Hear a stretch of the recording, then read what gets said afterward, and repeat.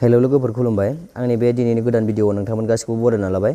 आसा खालामो नोंथांमोना बयबो मोजाङै दं होननानै। जोंहा दिनैनि भिडिअ'आ जागोन स्कलारशिपनि फैसाया माब्ला हाबगोन जोंहा NSP स्कलारशिपनिया माबे डेटआव हाबगोन, बेसेबां खालाराव हाबगोन, बेसेबां फैसा हाबगोन जोंहा एमाउन्टखौ बेसेबां मोननो हागोन स्कलारशिप हिसाबै, थांनाय बोसोराव खालामनाय आरो सिगांनि जोंहा रिनिउल खालामनायफोरा बेसेबां मोनगोन आं बेखौ खोन्थालांजोबगोन दे नोंथांमोननो गासिबो फुल डिटेल्स खोन्थालांजोबगोन। नोंथांमोना जागायनायनिफ्राय जोबजासिम नायलांबानो जाबाय।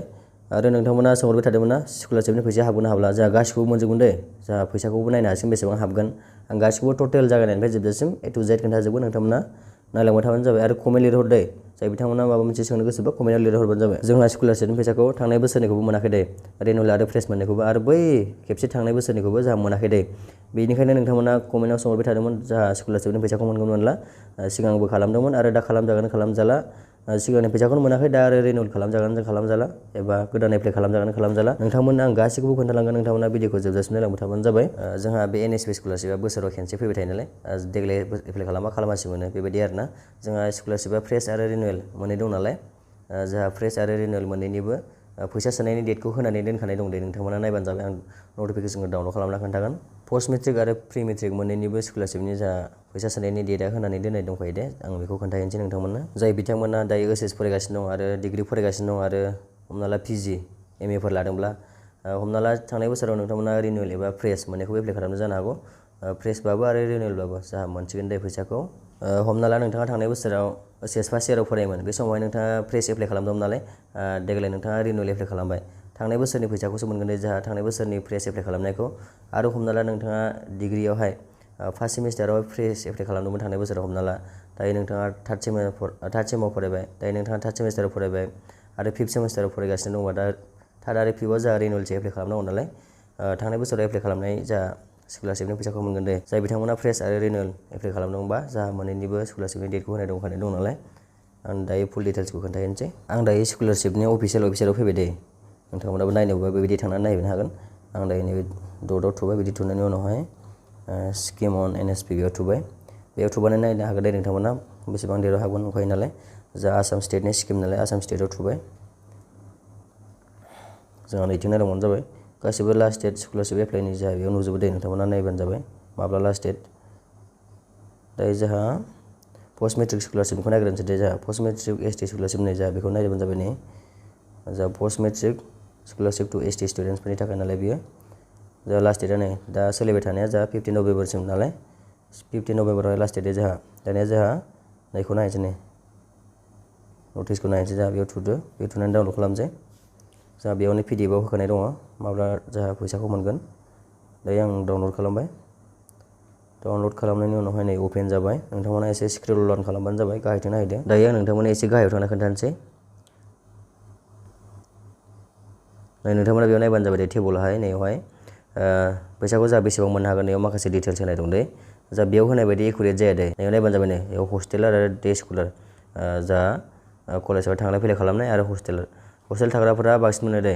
माने कलेजाव थांलाय फैलाय माने न'निफ्राय थांलाय फैलाय खालामनायनिफ्राय हस्टेल थानाया माने स्कलारशिपनि फैसाखौ बांसिन मोनो। माने हस्टेलाव जोंहा मिस डिउसफोर खांनायफोर माने जानाय जायो नालाय, बेखायनो जोंहा बांसिन मोनो हस्टेलारफ्रा। नोंथांमोना नै एसे नायबानो जाबाय नै, ग्रुप 1आवहाय होनदों मास्टार डिग्रि हमना ला बेचेलरफोरनिया जायो, हस्टेलारफोरनिया जायो जोंहा बेसे एनुवेलि 12,000, आरो डे स्कलारफोरना बेसे जायो 5,500। ओरैनो बेयाव खोन्थादों दे, बेबायदि एकुरेट जाया, बेनिफ्राय बांसिन मोनो दे। नोंथांमोना बेयाव होनाय बायदि मोनगोन बेखौ साननाङा, जोंहा एखे जाया दे बेयाव होनाय बायदि, सोरबाबा बेनिफ्राय बांसिनबो मोनो दे। गासिबो इनस्टिटिउटआवनो एखे जाया दे, गासिबो कलेजावनो एखे जाया। अबेबा कलेजाव माने प्राइभेट थायो, अबेबा गभर्नमेन्ट थायो। जा प्राइभेट गभर्नमेन्टनि सायाव बेसे जायो, माने एडमिसनाव प्राइभेटआवहाय गोबां थाङो नालाय, जोंहा एडमिसनफ्रा एसे बुरजा जायो नालाय, बेखायनो माने प्राइभेटआव एसे बांसिन मोनो। दाथ' जोंहा गभर्नमेन्टआवथ' एडमिसनफ्रा फ्रिबो जायो नालाय, एडमिसन फ्रि जाबाबो माने फैसाखौ मोनगोन दे, नोंथांमोना मोना साननाङा, माने एडमिसन फ्रि जाबाबो मोनो। दायो जोंहा गाहायाव एसे थांनोसै, गाहायाव नायनोसै जोंहा।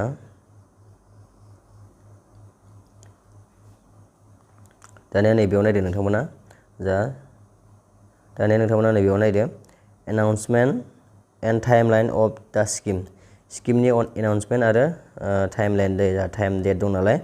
नोंथांमोना नैयाव नायदो, प्रसेसफोरखौ नायदो। आरो फ्रेस आरो रिनिउवेल, जोंहा स्कलारशिपआ फ्रेस आरो रिनिउवेल थायो नालाय, जोंहा नैबे दायो पस्ट मेट्रिक दे, पस्ट मेट्रिकआवथ' जोंहा मेट्रिक पास जानायनिफ्राय लानानै गासिबो ओरै गोजौनिया जाजोबो नालाय जोंहा OCS हमना ला OCS UG PG बेफोर जाजोबगोन दे नोंथांमोना नैयाव नायबानो जाबाय नै जाय बिथांमोना थांनाय बोसोरावहाय फ्रेश एप्लाइ खालामदोंमोन बिथांमोना मायाव मोनगोन ना डिसबार्समेन्ट अफ स्कलारशिपनि माने राननाय दै स्कलारशिपखौ राननाय होदों नालाय बेवहाय स्कलारशिपनि एमाउन्टखौ राननाय माने जा 31 डिसेम्बराव मोनगोन दे जाय बिथांमोना थांनाय बोसोरावहाय फ्रेश एप्लाइ खालामदोंमोन दै 31 डिसेम्बरावहाय मोनगोन जोंहा फैसाखौ आरो रिनिउवेलखौ नायबानो जाबाय थांनाय बोसोराव जाय बिथांमोना रिनिउवेल एप्लाइ खालामदोंमोन बिथांमोना नै 15 नभेम्बराव मोनगोन दे जा स्कलारशिपखौ 15 नभेम्बरावहाय मोनगोन जा डेटखौ होना दोनखानाय जादों नालाय नै नायबानो जाबाय हमनानै ला नोंथाङा थांनाय बोसोराव हमना ला फार्स्ट इयाराव फरायोमोन दे OCS फार्स्ट इयाराव फरायोमोन नोंथांमोना फ्रेश एप्लाइ खालामबाय दायो नोंथांमोनाथ' माने OCS सेकेन्ड इयारावथ' नोंथांमोना रिनिउवेलसो एप्लाइ खालामोन नालाय नोंथांमोना थांनाय बोसोराव एप्लाइ खालामनायखौ मोनगोन दे हमनानै ला आरो जोंहा डिग्रियावबो थांनाय बोसोराव नोंथाङा फार्स्ट सेमिस्टाराव फरायोमोन हमना ला फ्रेश एप्लाइ खालामबाय स्कलारशिपखौ दायो नोंथाङा थार्ड सेमिस्टाराव फरायगासिनो दं जानो हागौ नोंथाङा माने बै फ्रेश एप्लाइ खालामनायखौ देग्लाय मोनगोन आरो माने नोंथाङा नै 31 डिसेम्बराव मोनगोन बेबायदि आरोना हमना ला PGनि बेलायावबो बिदिनो जाय बिथांमोना MA MSc MCOM फरायदों बिथांमोना थांनाय बोसोराव नोंथाङा हमना ला फार्स्ट सेमिस्टाराव फरायदोंमोन दायो नोंथाङा थार्ड सेमिस्टार फरायो थार्ड सेमिस्टारावथ' जोंहा दायो रिनिउवेलसो एप्लाइ खालामनांगौ नालाय दायो जोंहा थांनाय बोसोराव एप्लाइ खालामनायखौ जोंहा मोनगोन दे जोंहा थांनाय बोसोराव फ्रेश एप्लाइ खालामदोंमोन नालाय जोंहा माब्ला मोनगोन जोंहा 31 डिसेम्बराव मोनगोन आरो रिनिउवेलनियाहाय 15 नभेम्बरावहाय मोनगोन दे हमना ला नोंथाङा थांनाय बोसोरावहाय रिनिउवेल एप्लाइ खालामदोंमोन दे हमना ला PG MA खौनो लाबाय हमना ला आङो MA नोंथाङा हमना ला MA फरायदोंमोन MA फरायनाय नोंथांमोना थांनाय बोसोरावहाय रिनिउवेल एप्लाइ खालामदोंमोन हमना ला नोंथाङा फार्स्ट सेमिस्टारावथ' जोंहा फ्रेश एप्लाइ खालामो नालाय हमना ला नोंथाङा थार्ड सेमिस्टारावहाय रिनिउवेल एप्लाइ खालामदोंमोन थार्ड सेमिस्टाराव नोंथाङा रिनिउवेल एप्लाइ खालामदोंमोनबा देग्लाय मोनगोन जोंहा फैसाखौ माला मोनगोन 15 नभेम्बराव मोनगोन बेयाव होनाय जादों नोंथांमोना नायबानो जाबाय नै माने पस्ट मेट्रिक स्कलारशिपआवहाय जाय बिथांमोना दायो OCS फरायगासिनो दङ OCS आरो डिग्रि आरो पस्ट ग्रेजुवेट बेफोर गासिबो गोलैयो दे जा पस्ट मेट्रिक नालाय मेट्रिकनि उननि आरोना पस्ट मेट्रिकनि उननि प्रि मेट्रिकआ जोंहा मेट्रिकनि माने गाहायनि आरोना मेट्रिकनि सिगां बिदि होनाय जादों आरो दायो नोंथांमोनाथ' बे डेटखौ नुखाजोब्बाय दे नोंथांमोना दायो नै डेटखौथ' नुखाजोब्बाय नालाय माब्ला हाबगोन डेटखौथ' मिथिबाय दायो आरो जोंहा प्रि मेट्रिकनि दंबावो दे प्रि मेट्रिकआव जोंहा क्लास 10नि गाहायनिया गोलैयो नालाय आं बेखौ खोन्थानोसै डेटआ माला हाबगोन जोंहा डेटआ एसे सेम जायो दे होमबाबो जोंहा नैबे रिनिउवेलना एसे चेन्ज जादों माने एसे बेलेग आरो गासिबो एखेयानो खिन्थु नोंथांमोना नै नायबानो जाबाय प्रि मेट्रिक स्कलारशिप दायो आं प्रि मेट्रिक स्कलारशिपनिखौ खोन्थानोसै जोंहा माला हाबगोन फैसाया नोंथांमोना बेयाव नायबानो जाबाय for schedule tribe students studying in class 9 आरो 10 जाय बिथांमोना क्लास 9 आरो 10 फरायो बिथांमोननि थाखाय आरोना बे प्रि मेट्रिक स्कलारशिपआ नोंथांमोना नायलांबानो जाबाय दायो आं एसे गाहायाव थांनानै खोन्थानोसै जा फैसाया माला हाबगोन डाइरेक्ट आं थांना खोन्थानोसै दे भिडिअआ बांद्राय गोलाव जाया जाहाथे नोंथांमोना बेयाव नायबानो जाबाय प्रसेस आरो फ्रेश रिनिउवेल जाहा स्कलारशिप बानायबा जा फ्रेश आरो रिनिउवेल थाखाय नालाय जाय बिथांमोना हमना ला क्लास 9आव